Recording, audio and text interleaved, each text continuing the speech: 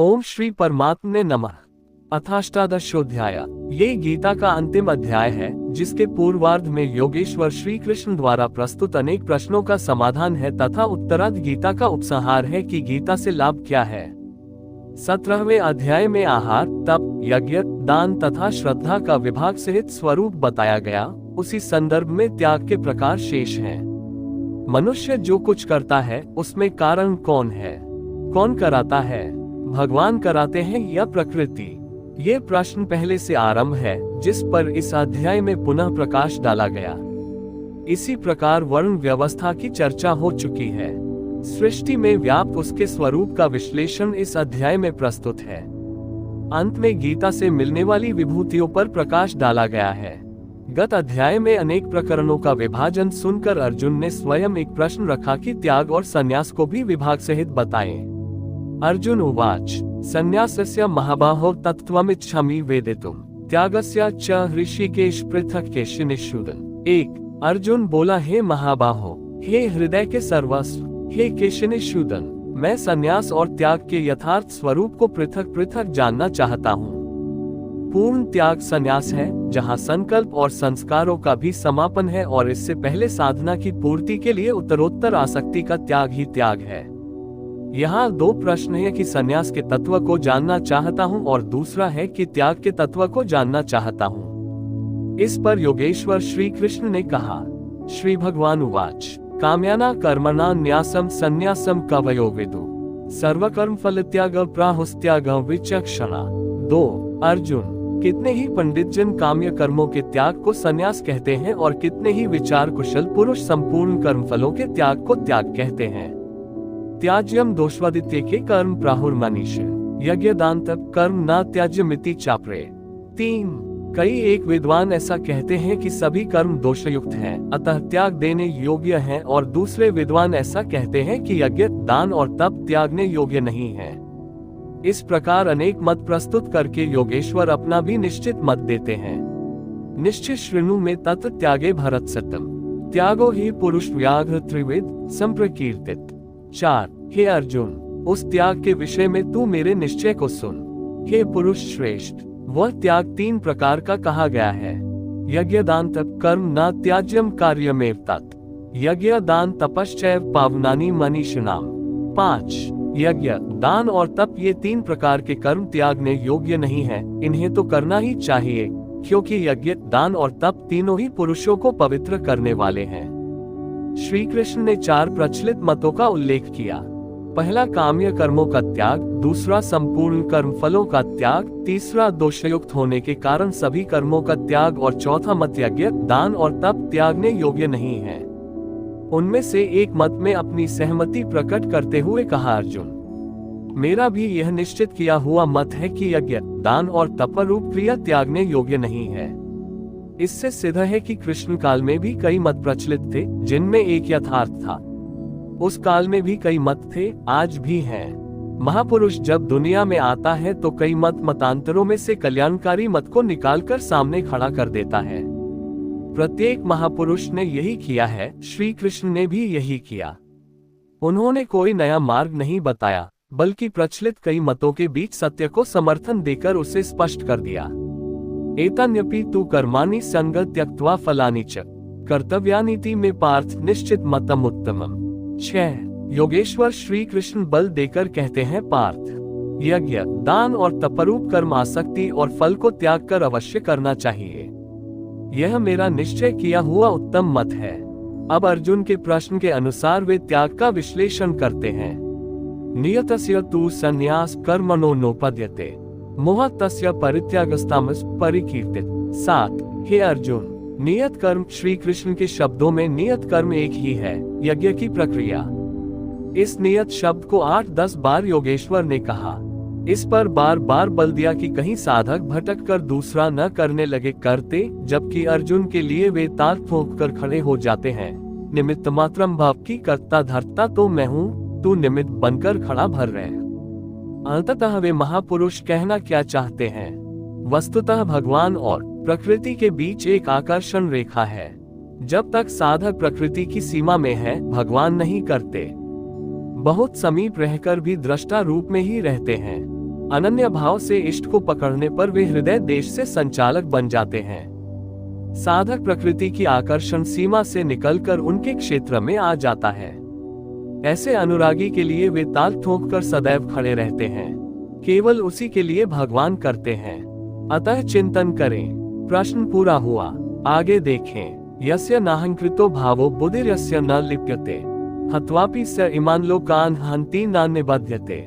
17। जिस पुरुष के अंतःकरण में मैं करता हूँ ऐसा भाव नहीं है तथा जिसकी बुद्धि लिप्यमान नहीं होती, वह पुरुष इन सब लोगों को मारकर भी वास्तव में न तो मारता है और न बधता है। लोक संबंधी संस्कारों का विलय ही लोक संहार है। अब उस नियत कर्म की प्रेरणा कैसे होती है, इस पर देखें। ज्ञान ज्ञेयम परिज्ञाता त्रिविधा कर्म चोदना करना कर्म करतेति त्रिविध कर्म संग्रह। 18। अर्जुन, परिज्ञाता अर्थात पूर्ण ज्ञाता महापुरुषों से ज्ञानम उसको जानने की विधि से और ज्ञेयम जानने योग्य वस्तु। श्री कृष्ण ने पीछे कहा कि मैं ही ज्ञेय जानने योग्य पदार्थों से कर्म करने की प्रेरणा मिलती है। पहले तो पूर्ण ज्ञाता कोई महापुरुष हो, उनके द्वारा उस ज्ञान को जानने की विधि प्राप्त हो, लक्ष्य ज्ञेय पर दृष्टि हो, तभी कर्म की प्रेरणा मिलती है और कर्ता मन की लगन, करण, विवेक, वैराग्य, क्षम, दम इत्यादि तथा कर्म की जानकारी से कर्म का संग्रह होता है, कर्म इकट्ठा होने लगता है। पीछे कहा गया कि प्राप्ति के पश्चात उस पुरुष का कर्म किए जाने से कोई प्रयोजन नहीं होता और न छोड़ने से हानि ही होती है। फिर भी लोक संग्रह अर्थात पीछ वालों के हृदय में कल्याणकारी साधनों के संग्रह के लिए वह कर्म में बरतता है। कर्ता, करण और कर्म के द्वारा इनका संग्रह होता है। ज्ञान, कर्म और कर्ता के भी तीन भेद हैं। ज्ञान कर्म च कर्ता च त्रिधैव गुण भेदत प्रोच्यते गुण संख्याने यथावत् शृणुतान्यपि। 19। ज्ञान, कर्म तथा कर्ता भी गुणों के भेद से सांख्य शास्त्र में तीन प्रकार के कहे गए हैं, उन्हें भी तू यथावत सुन। प्रस्तुत है पहले ज्ञान का भेद। सर्वभूतेषु येनैक भावमव्ययमीक्षते अविभक्तम विभक्तेषु तज्ज्ञान विद्धि सात्विकम। 20। अर्जुन, जिस ज्ञान से मनुष्य पृथक पृथक सब भूतों में एक अविनाशी परमात्मा भाव को विभागरहित एकरस देखता है, उस ज्ञान को तू सात्विक जान। ज्ञान प्रत्यक्ष अनुभूति है, जिसके साथ ही गुणों का अंत होना है। ये ज्ञान की परिपक्व अवस्था है। अब राजस ज्ञान देखें। पृथक्त्वेन तु यज्ञान नाना भावान पृथ्वीधान वेति सर्वेषु भूतेषु तज्ज्ञान विद्धि राजसम। 21। जो ज्ञान संपूर्ण भूतों में भिन्न प्रकार के अनेक भावों को अलग अलग करके जानता है कि यह अच्छा है, ये बुरे हैं, उस ज्ञान को तू राजस जान। ऐसी स्थिति है तो राजसी स्तर पर तुम्हारा ज्ञान है। अब देखे तामस ज्ञान। यत्तु कृत्स्नवदेकस्मिन् कार्ये सक्तमहेतुकम् अतत्वार्थवदल्पं च तत्ताम समुदाहृतम्। 22। जो ज्ञान एकमात्र शरीर में ही संपूर्णता के सदृश आसक्त है, युक्तिरहित अर्थात जिसके पीछे कोई क्रिया नहीं है, तत्व के अर्थ स्वरूप परमात्मा की जानकारी से अलग करने वाला और तुच्छ है, वह ज्ञान तामस कहा जाता है। अब प्रस्तुत है कर्म के तीन भेद। नियतम संगर्हितम रागद्वेषत कृतम अफलप्राप्सुना कर्म यत् तत्सात्विकम उच्यते। 23। जो कर्म नियतम शास्त्र विधि से निर्धारित है, अन्य नहीं, संगदोष और फल को न चाहने वाले पुरुष द्वारा बिना राग द्वेष के किया जाता है, वह कर्म सात्विक कहा जाता है। नियत कर्म आराधना चिंतन है, जो परम में प्रवेश दिलाता है। यत्तु कामेप्सुना कर्म साहंकारेण वा पुनः क्रियते बहुलायासम तद्राजस्य मुदाहृतम। 24। जो कर्म बहुत परिश्रम से युक्त है, फल को चाहने वाले और अहंकार युक्त पुरुष द्वारा किया जाता है, वह कर्म राजस कहा जाता है। ये पुरुष भी वही नियत कर्म करता है, किंतु अंतर मात्र इतना ही है कि फल की इच्छा और अहंकार से युक्त है, इसलिए उसके द्वारा होने वाले कर्म राजस हैं।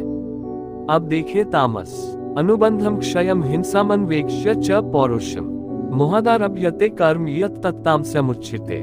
25। जो कर्म अंततः नष्ट होने वाला है, हिंसा सामर्थ्य को न विचार कर केवल मोहवश आरंभ किया जाता है, वह कर्म तामस कहा जाता है।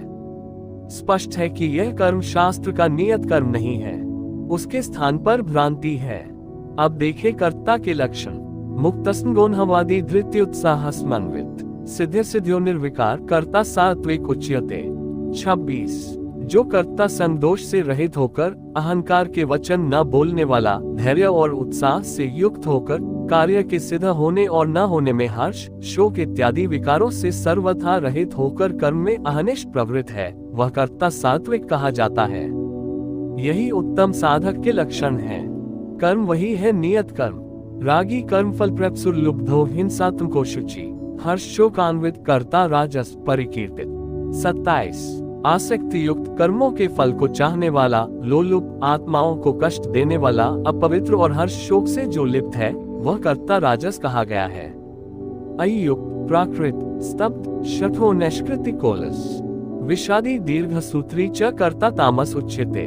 28 जो चंचल चित्त वाला, असभ्य, घमंडी, धूर्त, दूसरे के कार्यों में बाधा पहुंचाने वाला, शोक करने के स्वभाव वाला, आलसी और दीर्घ सूत्री है कि फिर कर लेंगे, वह कर्ता तामस कहा जाता है।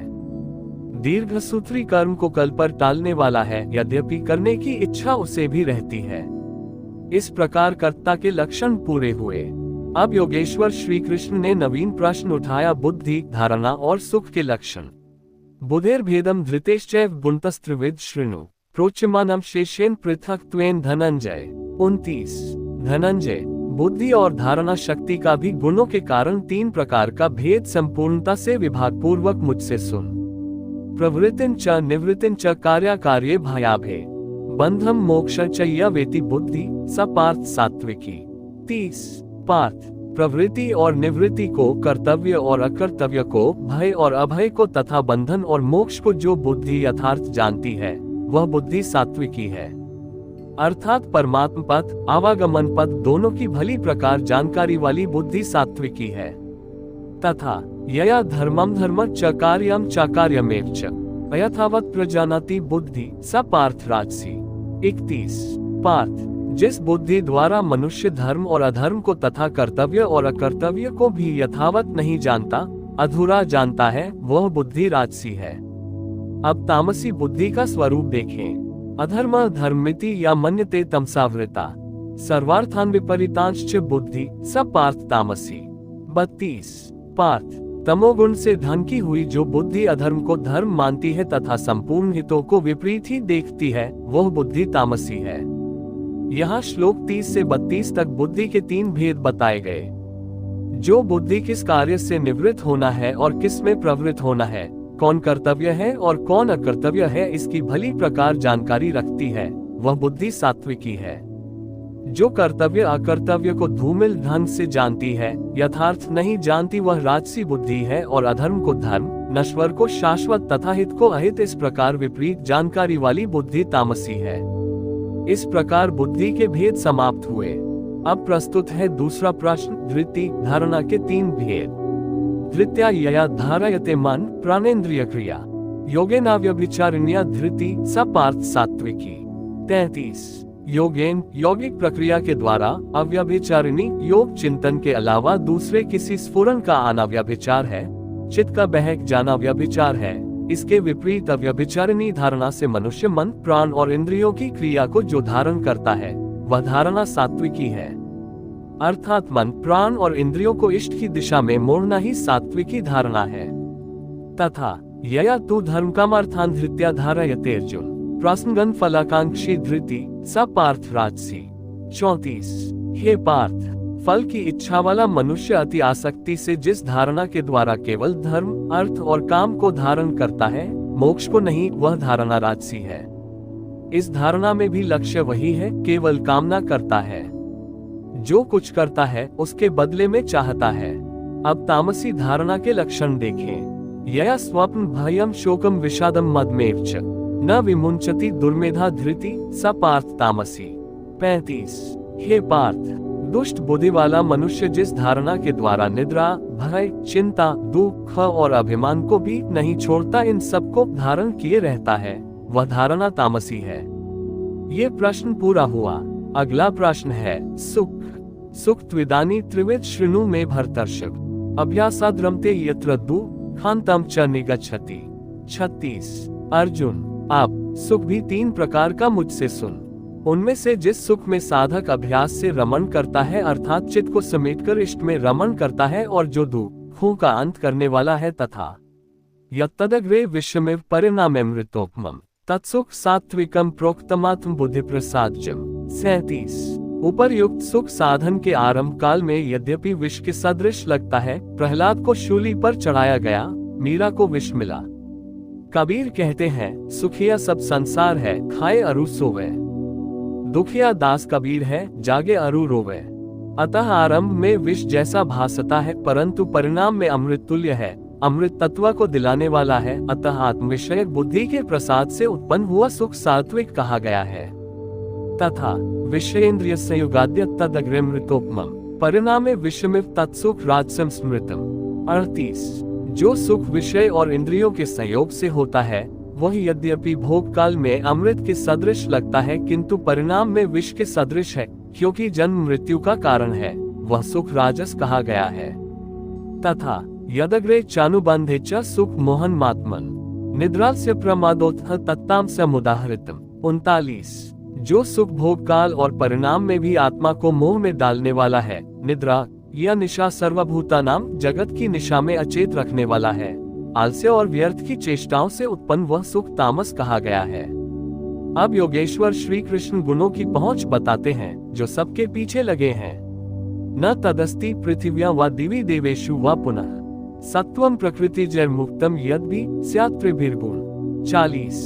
अर्जुन, पृथ्वी में, आकाश में अथवा देवताओं में ऐसा कोई भी प्राणी नहीं जो प्रकृति से उत्पन्न हुए तीनों गुणों से रहित हो। अर्थात ब्रह्मा से लेकर कीट पतंग यावन मात्र जगत क्षणभंगुर मरने जीने वाला है, तीनों गुणों के अंतर्गत है। अर्थात देवता भी तीनों गुणों का विकार है, नश्वर है। यहाँ बाह्य देवताओं को योगेश्वर ने चौथी बार लिया, अध्याय 7, 9, 17 तथा यहाँ 18वें अध्याय में। इन सब का एक ही अर्थ है कि देवता तीनों गुणों के अंतर्गत हैं। जो इन्हें भजता है, नश्वर की पूजा करता है। भागवत के द्वितीय स्कंध में महर्षि शुक तथा परीक्षित का प्रसिद्ध आख्यान है, जिसमें उपदेश देते हुए वे कहते हैं कि स्त्री पुरुष में प्रेम के लिए शंकर पार्वती की, आरोग्य के लिए अश्विनी कुमारों की, विजय के लिए इंद्र की तथा धन के लिए कुबेर की पूजा करें। इसी तरह विविध कामनाएं बताकर अंत में निर्णय देते हैं कि संपूर्ण कामनाओं की पूर्ति और मोक्ष के लिए तो एकमात्र नारायण की पूजा करनी चाहिए। तुलसी मूल ही सींचिए, फूली फलाई अघाई। अस्तु, सर्वव्यापक प्रभु का स्मरण करें, जिसकी पूर्ति के लिए सद्गुरु की शरण, निष्कपट भाव से प्रश्न और सेवा एकमात्र उपाय है। आसुरी और दैवी संपद अंत करण की दो वृत्तियां हैं, जिसमें दैवी संपद परमदेव परमात्मा का दिग्दर्शन कराती है, इसलिए दैवी कही जाती है, किंतु ये भी तीनों गुणों के ही अंतर्गत है। गुण शांत होने के पश्चात इनकी भी शांति हो जाती है। तत्पश्चात उस आत्मतृप्त योगी के लिए कोई भी कर्तव्य शेष नहीं रह जाता। अब प्रस्तुत है पीछे से आरंभ हुआ प्रश्न वर्ण व्यवस्था। वर्ण जन्म प्रधान है अथवा कर्मों से पाई जाने वाली अंतःकरण की योग्यता का नाम है। इस पर देखें, ब्राह्मण क्षत्रिय विशा शूद्राणा च परंतप कर्माणि प्रविभक्तानि स्वभाव प्रभवैर् गुण। 41। हे परंतप, ब्राह्मण, क्षत्रिय, वैश्य और शूद्रों के कर्म स्वभाव से उत्पन्न गुणों द्वारा विभक्त किए गए हैं। स्वभाव में सात्विक गुण होगा तो आप में निर्मलता होगी, ध्यान समाधि की क्षमता होगी। तामसी गुण होगा तो आलस्य, निद्रा, प्रमाद रहेगा। उसी स्तर से आपसे कर्म भी होगा। जो गुण कार्यरत है वही आपका वर्ण है, स्वरूप है। इसी प्रकार अर्ध सात्विक और अर्ध राजस से एक वर्ग क्षत्रिय का है और आधा से कम तामस तथा विशेष राजस से द्वितीय वर्ग वैश्य का है। इस प्रश्न को योगेश्वर श्री कृष्ण ने यहाँ 5वीं बार लिया है। अध्याय 2 में इन 4 वर्णों में से एक क्षत्रिय का नाम लिया कि क्षत्रिय के लिए युद्ध से श्रेयतर कोई मार्ग नहीं है। तीसरे अध्याय में उन्होंने कहा कि दुर्बल गुण वाले के लिए भी उसके स्वभाव से उत्पन्न योग्यता के अनुसार धर्म में प्रवृत्त होना, उसमें मर जाना भी परम कल्याणकारी है। दूसरों की नकल करना भयावह है। अध्याय 4 में बताया कि 4 वर्णों की सृष्टि मैंने की, तो क्या मनुष्यों को 4 जातियों में बांटा? कहते हैं नहीं, गुण कर्म विभागश, गुणों की योग्यता से कर्म को 4 सोपानों में बांटा। यहाँ गुण एक पैमाना है, उसके द्वारा माप कर कर्म करने की क्षमता को 4 भागों में बांटा। श्री कृष्ण के शब्दों में कर्म एकमात्र अव्यक्त पुरुष की प्राप्ति की क्रिया है। ईश्वर प्राप्ति का आचरण आराधना है, जिसकी शुरुआत मात्र एक इष्ट में श्रद्धा से है। चिंतन की विधि विशेष है, जिसे पीछे बता आए हैं। इस यज्ञात कर्म को 4 भागों में बांटा। अब कैसे समझे कि हम में कौन से गुण हैं और किस श्रेणी के हैं? इस पर यहाँ कहते हैं, शमो दमस्तप शौचम क्षांतिरार्जवमेव च ज्ञान विज्ञानमास्तिक्यम ब्रह्म कर्म स्वभावजम। 42 मन का शमन, इंद्रियों का दमन, पूर्ण पवित्रता, मन, वाणी और शरीर को इष्ट के अनुरूप तपाना, क्षमा भाव, मन, इंद्रियों और शरीर की सर्वथा सरलता, आस्तिक बुद्धि अर्थात एक इष्ट में सच्ची आस्था, ज्ञान अर्थात परमात्मा की जानकारी का संचार, विज्ञान अर्थात परमात्मा से मिलने वाले निर्देशों की जागृति एवं उसके अनुसार चलने की क्षमता, ये सब स्वभाव से उत्पन्न हुए ब्राह्मण के कर्म है। अर्थात जब स्वभाव में ये योग्यताएं पाई जाए, कर्म धारावाही होकर स्वभाव में ढल जाए तो वह ब्राह्मण श्रेणी का कर्ता है। तथा शौर्यम तेजो धृतिर्दाक्ष्यम युद्धे चाप्यप्लायनम दानम ईश्वर भावश्च क्षात्रम कर्म स्वभावजम। 43 शूरवीरता, ईश्वरीय तेज का मिलना, धैर्य, चिंतन में दक्षता अर्थात कर्मसु कौशलम कर्म करने में दक्षता, प्रकृति के संघर्ष से न भागने का स्वभाव, दान अर्थात सर्वस्व का समर्पण, सब भावों पर स्वामी भाव अर्थात ईश्वर भाव, ये सब क्षत्रिय के स्वभावजम स्वभाव से उत्पन्न हुए कर्म हैं। स्वभाव में ये योग्यताएं पाई जाती हैं तो वह कर्ता क्षत्रिय है। अब प्रस्तुत है वैश्य तथा शूद्र का स्वरूप। कृषि गोरक्ष वाणिज्यम वैश्य कर्म स्वभावजम, परिचर्यात्मकम कर्म शूद्रस्यापि स्वभावजम। 44 कृषि, गोरक्षा और व्यवसाय वैश्य के स्वभावजन्य कर्म है। गोपालन ही क्यों, भैंस को मार डालें, बकरी न रखें, ऐसा कुछ नहीं है। सुदूर वैदिक वाङ्मय में गोप शब्द अंत, करण एवं इंद्रियों के लिए प्रचलित था। गो रक्षा का अर्थ है इंद्रियों की रक्षा। विवेक, वैराग्य, शम, दम के द्वारा इंद्रियां सुरक्षित होती हैं और काम, क्रोध, लोभ, मोह के द्वारा ये विभक्त हो जाती हैं, क्षीण हो जाती हैं। आत्मिक संपत्ति ही स्थिर संपत्ति है। यह अपना निज धन है जो एक बार साथ हो जाने पर सदैव साथ देता है। प्रकृति के द्वंद्वों में से उनका शनय संग्रह करना व्यवसाय है। विद्या धनम सर्वधन प्रधानम, इसे अर्जित करना वाणिज्य है। खेती, शरीर ही एक क्षेत्र है। इसके अंतराल में बोया हुआ बीज संस्कार रूप में भला बुरा जमता है। अर्जुन, इस निष्काम कर्म में बीज अर्थात आरंभ का नाश नहीं होता। उनमें से कर्म की इस तीसरी श्रेणी में कर्म अर्थात इष्ट चिंतन नियत कर्म परमतत्व के चिंतन का जो बीज इस क्षेत्र में पड़ा है, उसे सुरक्षित रखते हुए इसमें आने वाले विजातीय विकारों का निराकरण करते जाना खेती है। कृषि निरावही चतुर किसाना, जिमी बुद्ध दजी मोह मदमाना। रामचरितमानस 4:14-8। इस प्रकार इंद्रियों की सुरक्षा तथा प्रकृति के द्वंद्वों से आत्मिक संपत्ति को संग्रहित करना और इस क्षेत्र में परमतत्व के चिंतन का संवर्धन, यह वैश्य श्रेणी का कर्म है। श्री कृष्ण के अनुसार यज्ञ शिष्टाशन, पूर्ति काल में यज्ञ जिसे देता है वह है परात्पर ब्रह्मा।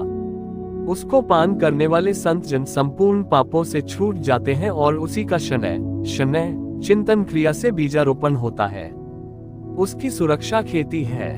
वैदिक शास्त्रों में अन्न का अर्थ है परमात्मा। वह परमात्मा ही एकमात्र अशन है, अन्न है। चिंतन के पूर्ति काल में यह आत्मा पुनर्तः तृप्त हो जाती है, फिर कभी अतृप्त नहीं होती, आवागमन में नहीं आती।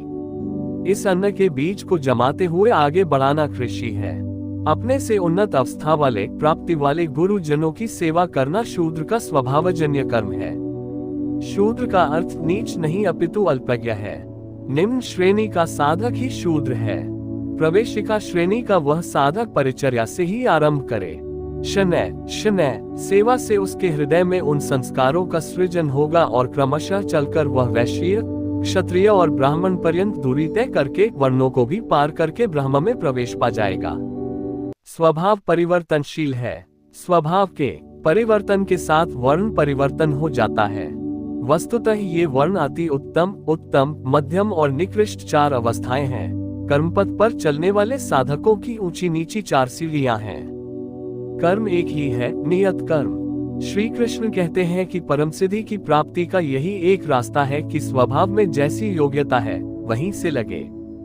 इसको देखें। स्वे स्वे कर्मण्यभिरत संसिद्धि लप्तेन स्वकर्मनिरत सिद्धि यथा विन्दति तच्छृणु। 45 अपने अपने स्वभाव में पाए जाने वाली योग्यता के अनुसार कर्म में लगा हुआ मनुष्य संसिद्धिम भगवत प्राप्ति रूपी परम सिद्धि को प्राप्त होता है। पहले भी कह आए हैं, इस कर्म को करके तू परम सिद्धि को प्राप्त होगा। कौन सा कर्म करके? अर्जुन, तू शास्त्र विधि से निर्धारित कर्म यज्ञात कर्म कर। अब स्वकर्म करने की क्षमता के अनुसार कर्म में लगा हुआ मनुष्य परम सिद्धि को जिस प्रकार प्राप्त होता है, वह विधि तू मुझसे सुन। ध्यान दें, यत् प्रवृत्तिर्भूताना यान सर्वमिदं ततम् स्वकर्मणा तमभ्यर्च्य सिद्धि विन्दति मानव। 46। जिस परमात्मा से सब भूतों की उत्पत्ति हुई है, जिससे ये संपूर्ण जगत व्याप्त है, उस परमेश्वर को स्वकर्मणा अपने स्वभाव से उत्पन्न हुए कर्म के द्वारा अर्चन कर मानव परम सिद्धि को प्राप्त होता है। अतः परमात्मा की भावना, परमात्मा का ही सर्वांगीण अर्चन और क्रमशः चलना आवश्यक है।